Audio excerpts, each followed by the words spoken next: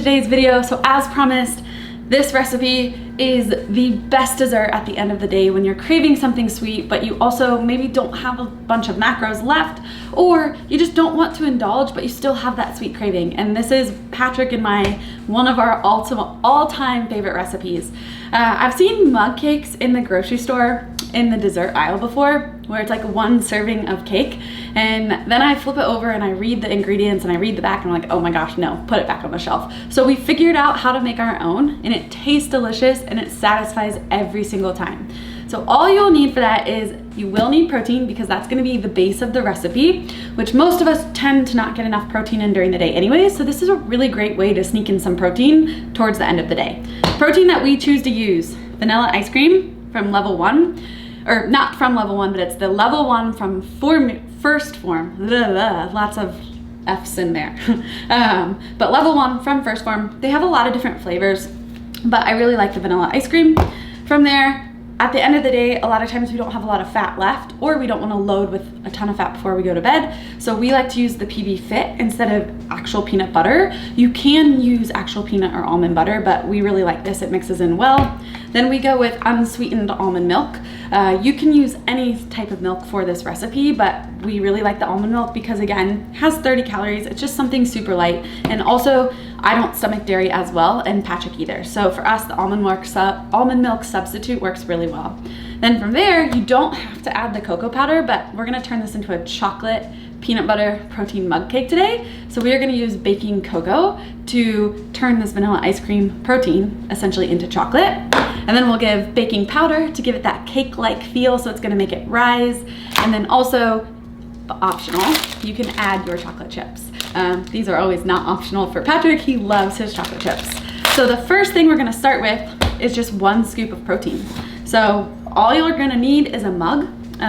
This mug is actually probably a little bit big.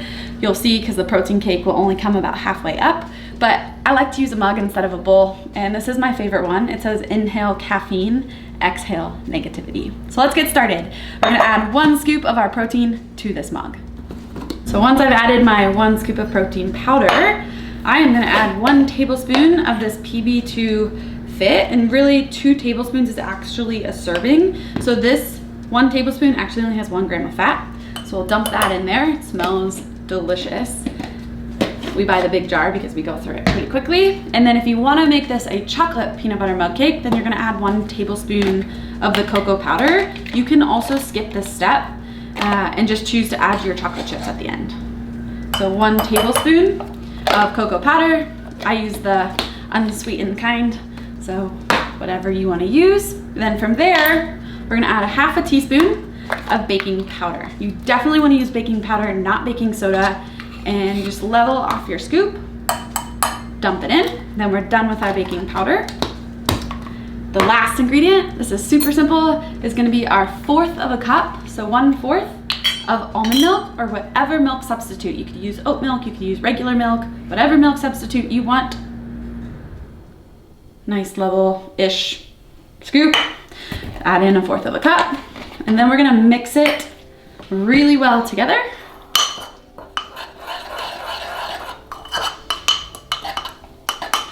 And it should be runny, almost like a brownie batter consistency. So it's not liquid, but it's also not super thick. So I'll show you guys what that looks like in just 1 second. So the consistency should look like a brownie batter. So if you guys can see in here, it's not liquid. I'll pull it out for you so you can see. It's like, or almost like a cake batter. If you've ever made a cake from home, it's thicker, but it's not really thick. It's not like a paste, but it's also not a liquid. From there, if you like it, which Patrick likes, we're gonna add a few chocolate chips. You can measure, you can count, you can do whatever you want. 1 serving is usually about a tablespoon, so I just do a tablespoon of chocolate chips. You could also count out your chips, weigh them, whatever you wanna do, so you know exactly what your macros are, and then you'll just mix them in. And remember, you don't need a ton of them because this mug is super small, so you don't wanna just be eating runny melted chocolate when you're trying to scoop it out. You wanna actually get to taste the cake as well. So I just mixed my chocolate chips in. Now I'm gonna pop it in the microwave for 45 to 60 seconds, depending on your microwave. For us, I think the sweet spot is somewhere around 53 seconds. So you'll kind of, the first time maybe have to play with it. You don't want it to be liquid, but you also definitely don't want to burn it.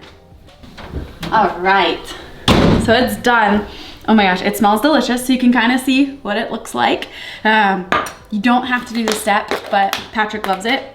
And I know I said dairy doesn't settle well, but sometimes we'll do just a really small scoop of Cool Whip or whipped cream, whatever it is, make it delicious, enjoy it, but let's try it. So I'm gonna dive in. So when you take a bite, you can see it looks like a chocolate cake. It's so delicious and it's steaming.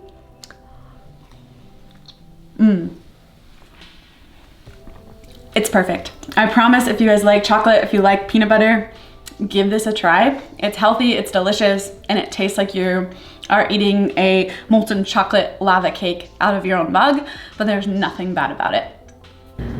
So the macro breakdown, which I'm sure all of you guys are really interested in, comes out to about 29 grams of protein, 6 grams of fat, and 12 grams of carbohydrates, and that's not including the chocolate chips. So if you want to add the chocolate chips in, then go ahead and add those into your macro count. It's also not including the Cool Whip. It's just including the regular ingredients. I think it's a super great way to end your day, especially if you're looking and needing some protein. You could always cut down your protein scoop a little bit too if you don't quite need as much protein for the evening if you're already close to your macro goals, but it's satisfying, it's delicious, and it's definitely gonna help with those sugar cravings and that sweet tooth of yours.